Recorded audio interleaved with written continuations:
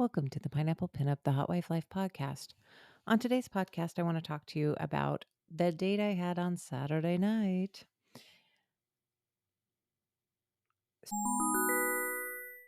On Saturday night, we had another date with Josh because we're still in the interview process for a bowl.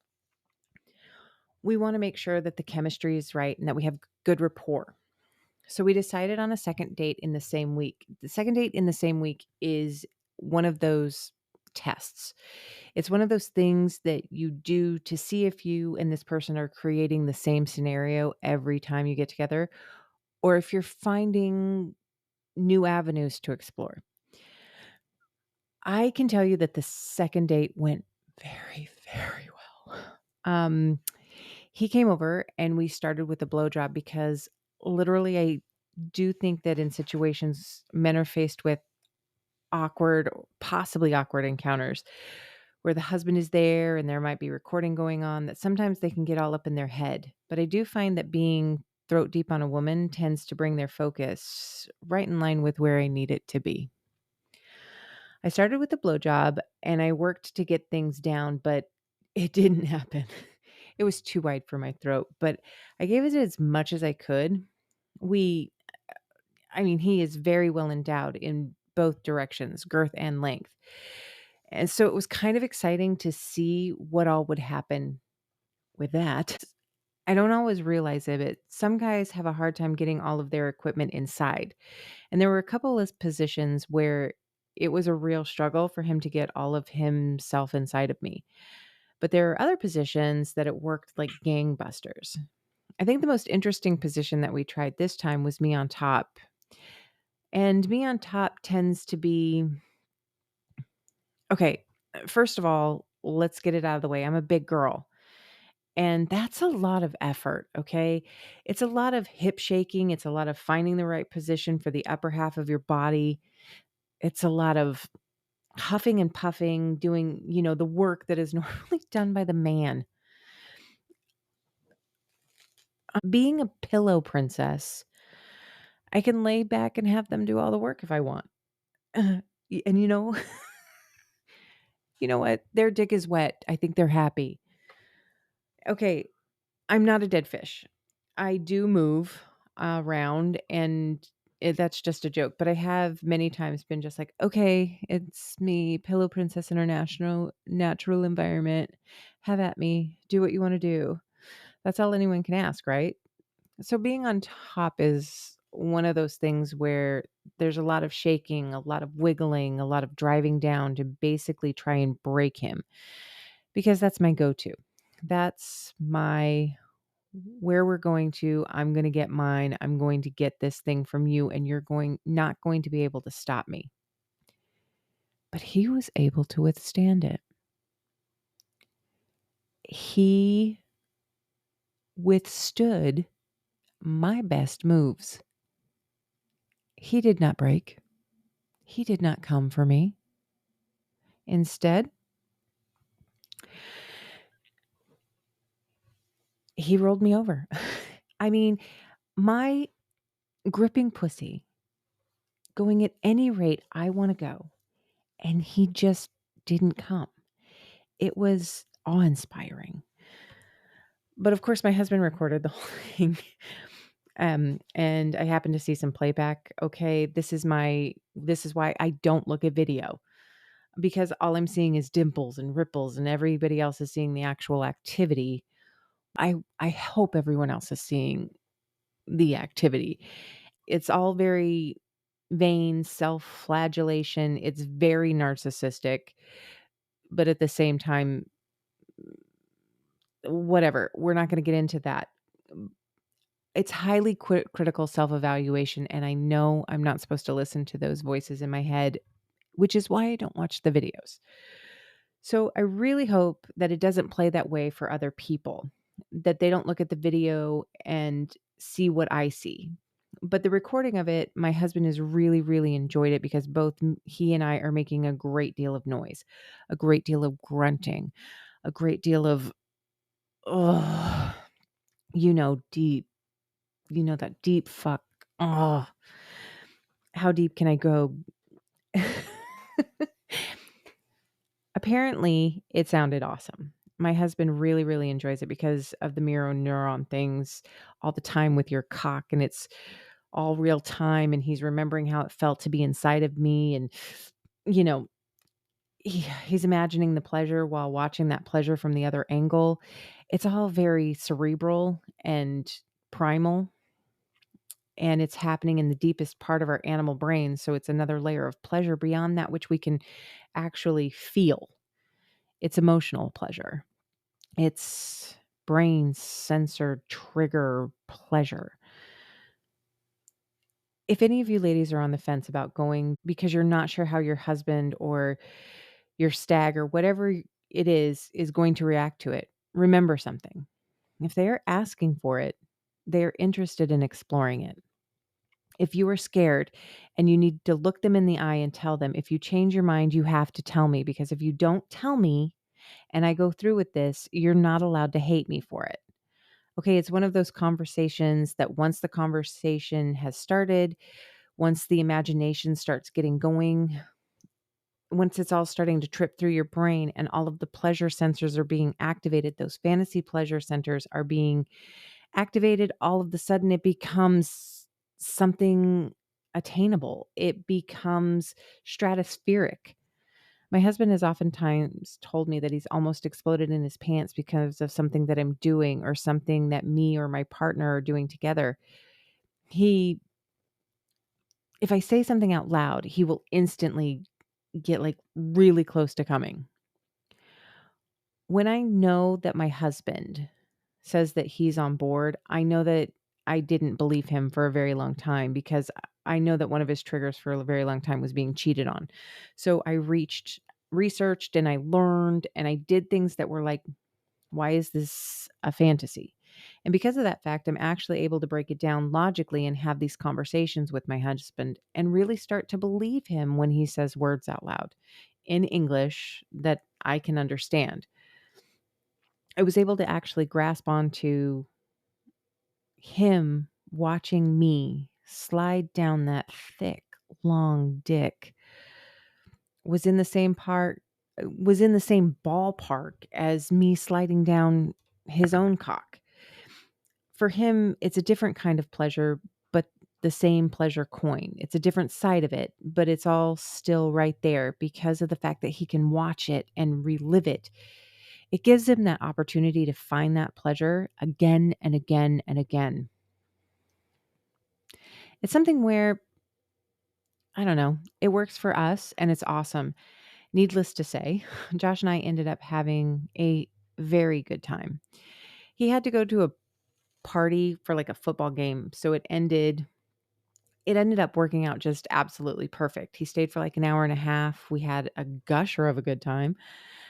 There was a lot of pleasure being had all the way around the room, and it gave my husband and I the opportunity to reclaim and revisit. He got to talk about where he wants my bull to come on me next time, what parts of my body he wants painted, and what I'm supposed to tell him to get him to paint me. Because that's a big part of the reclamation, is talking about the next time and what it is that I want and what it is I want you to come home to me looking like. And this is what I want you to come home to me tasting like. And it is, yeah. It's hot. It's hot as fuck. And I'm extraordinarily grateful to get to share this with him. And I'm a little bit grateful to get to share it with you too. Okay, that's a lie. I'm very grateful to get to share this with you as well. And I'm really glad you're here to listen to it.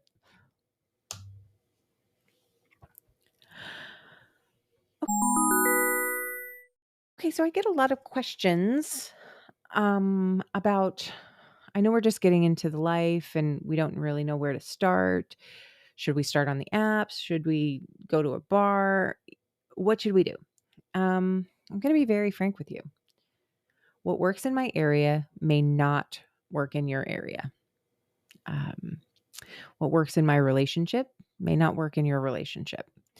But I can tell you that one way that you should always get started is through investigation, thorough investigation, researching, because the only way you're going to stay safe is if you do some research, some background, find some ways into the life that are going to give you something, give you some sort of security.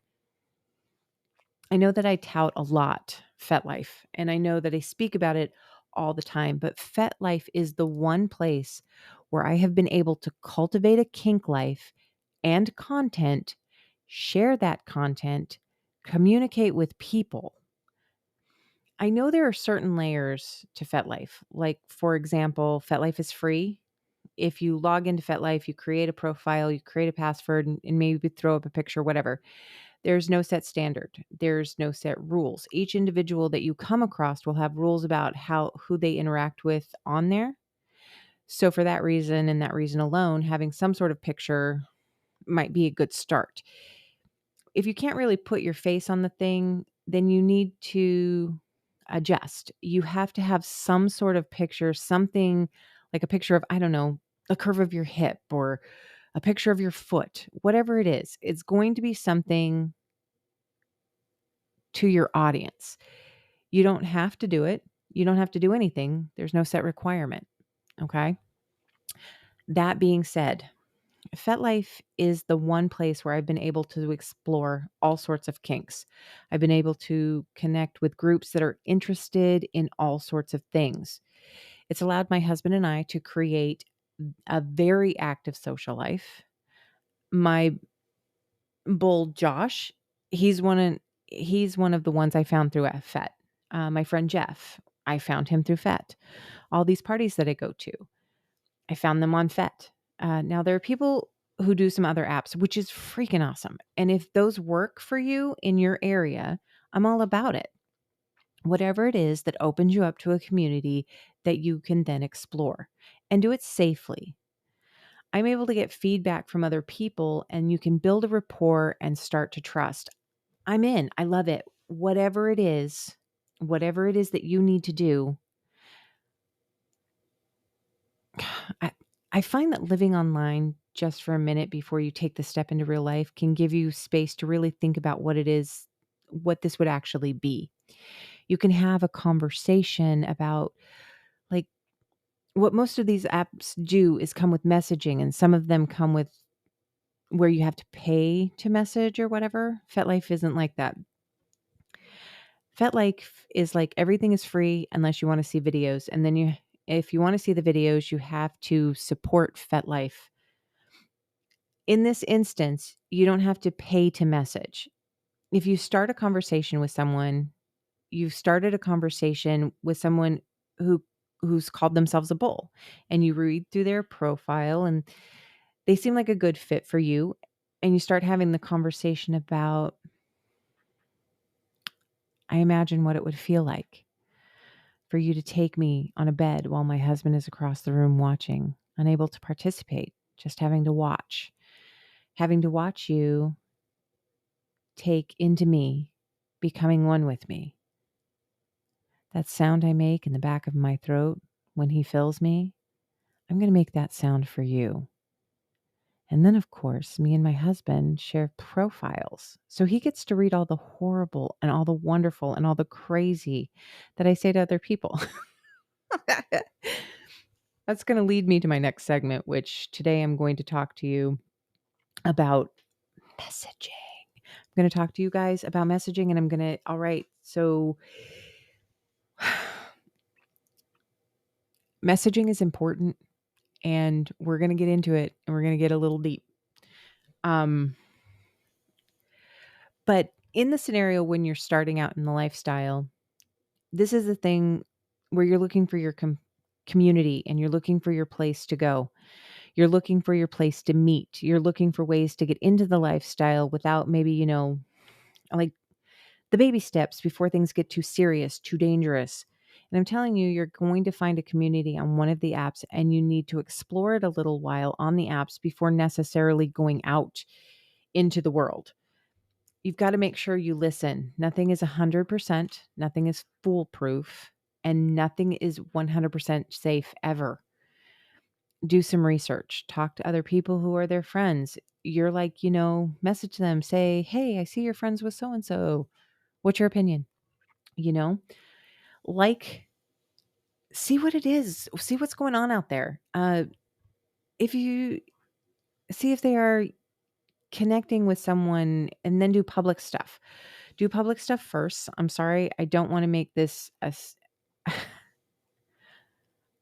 I want to make this as safe as possible for everyone. And I want to make this uh I want to make my point, but it sounds a little ABC after school special right now. Um but the only way to stay safe is to put in the legwork. And even that's not 100%. And I'm never going to lie to you about that. There's no such thing as 100% in this. But you can get some layers of comfort, some layers of anxiety relief if you do that research and you find out as much as you can. And then, I mean, there's a reason that my husband and I started doing the parties, because it gave me the opportunity at a party with a crowd of people to sample the goods, explore the person, the personality, the conversation, and see if there was chemistry. See if there was anything there that could lead to something fun, lead to something long term, lead to something regularly scheduled.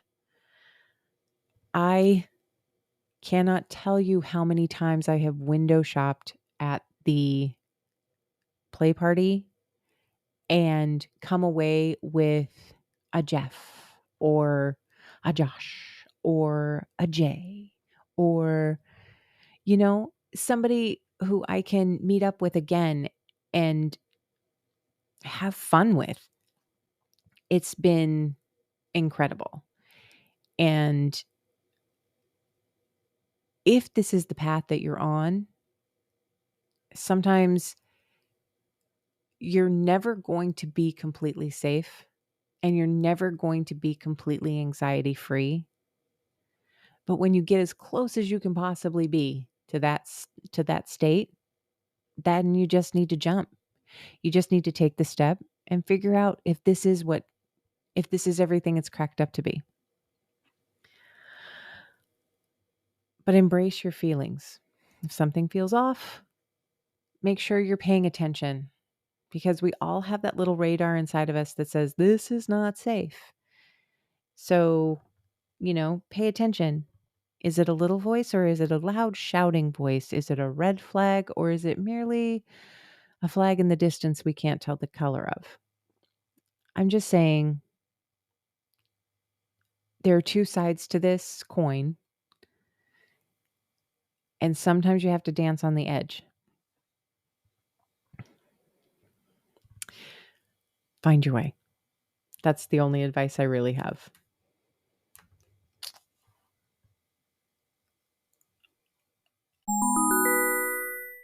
Okay, guys, pay attention. Pay attention real hard right now, because I'm going to teach you something about messaging. If you're the type of person that sends somebody that message that says, hey, with two Y's, and expect to be some sort of booty call, I'm going to tell you, I'm not on Tinder for a reason.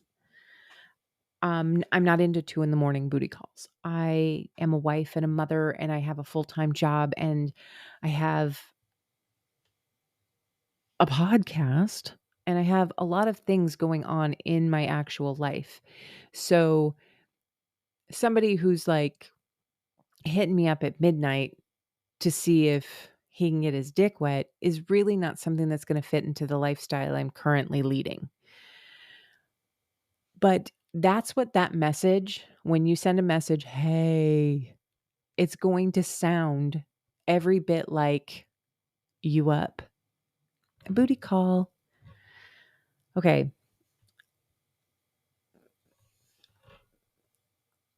I don't expect you to be Shakespeare, but I do expect you to have something that you want to talk about, something that you'd like to get into. And if the only thing you want to get into is my pussy, then that's what you're going to say. You're going to get the very briefest thank you response back from me. Okay. If you want to explore who I am or where I'm going or possible avenues for us to meet, we're going to start a conversation.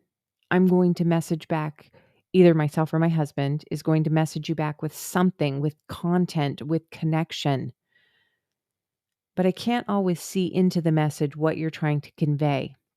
If you're not sure what you're trying to convey, if somebody is responding to you and you're not getting very much response back, think about opening up what it is that you're looking for and see if they're searching for something similar.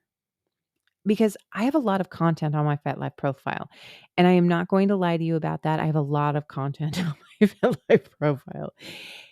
If you want to know my Fat Life profile name, all you have to do is send me an email or IM me or DM me on my Instagram, and I'll give it to you.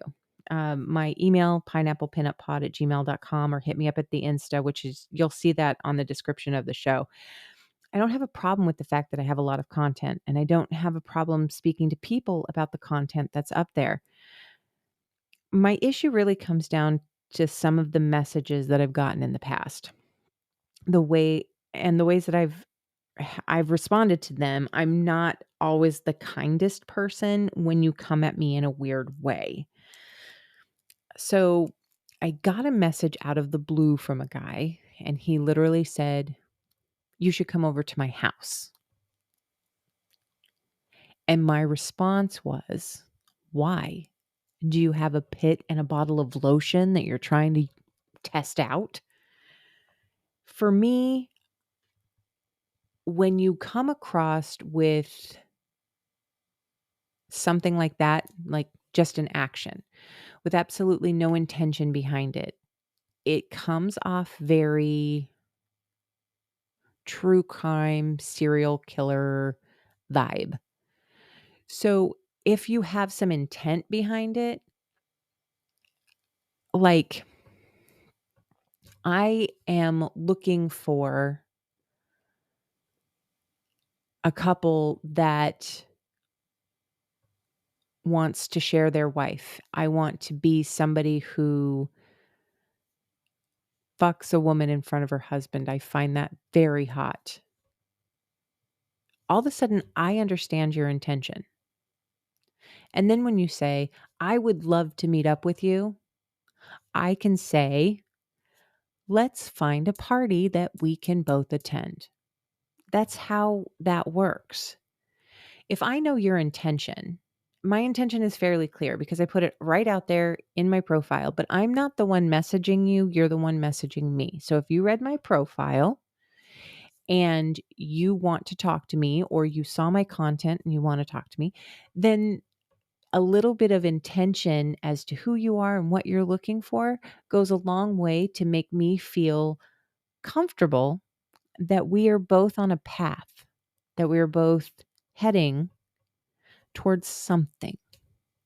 And I can get more detailed in what it is that my husband and I are searching for.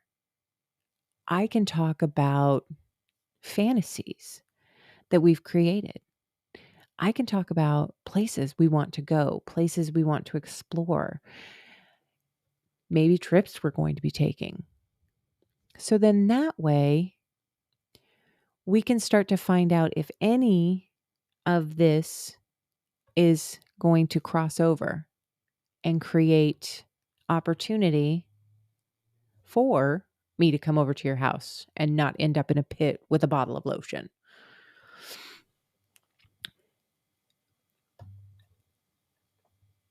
The truth is, true crime is all the rage right now. And there is a lot of focus on the dangers of the world.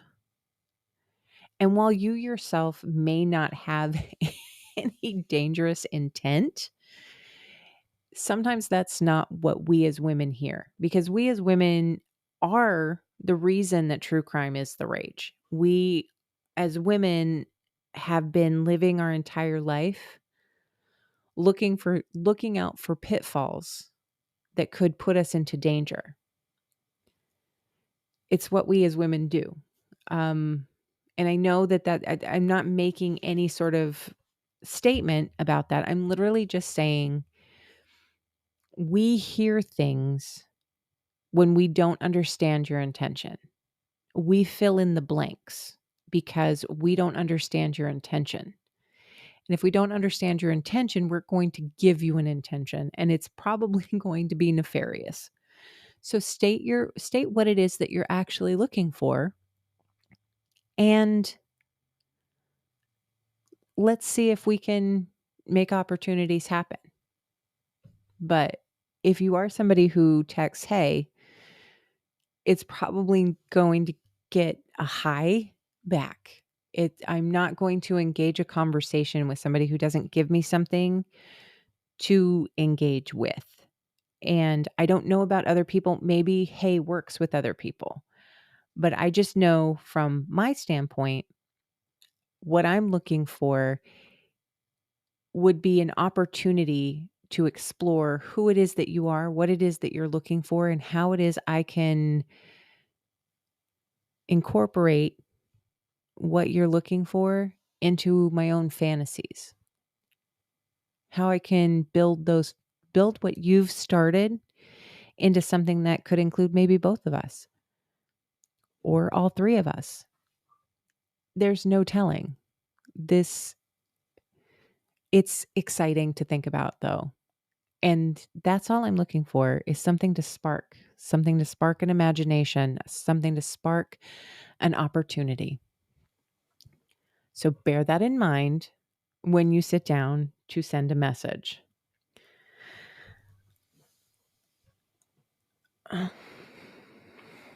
But there is something I need to kind of point out. Don't If you don't sound like a serial killer and you don't sound like a Tinder profile, you might actually get somewhere, okay? And it's really important because a lot of what people are doing, especially in these apps, is trying to find someone that they can bring into an already established relationship. Because you're going to be a third wheel, are you going to be a comfortable third wheel and make it a tricycle?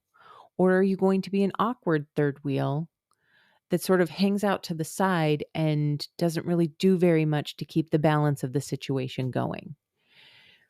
That's what we're trying to figure out. Will you fit in to something that is pre-existing?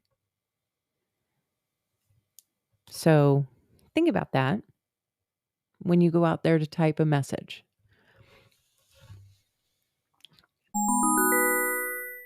Thank you so much for joining me today on the Pineapple Pinup the Hot Wife Life podcast. I may not say this enough. I am so grateful that you listen. If you have any questions, comments, content you'd like to hear more about, content you'd like to share, hit me up at pineapplepinuppod@gmail.com, or you can check out my Insta. It's in the description of my Insta handle is in the description of the show. I am so grateful that you're listening, and I hope you enjoyed it.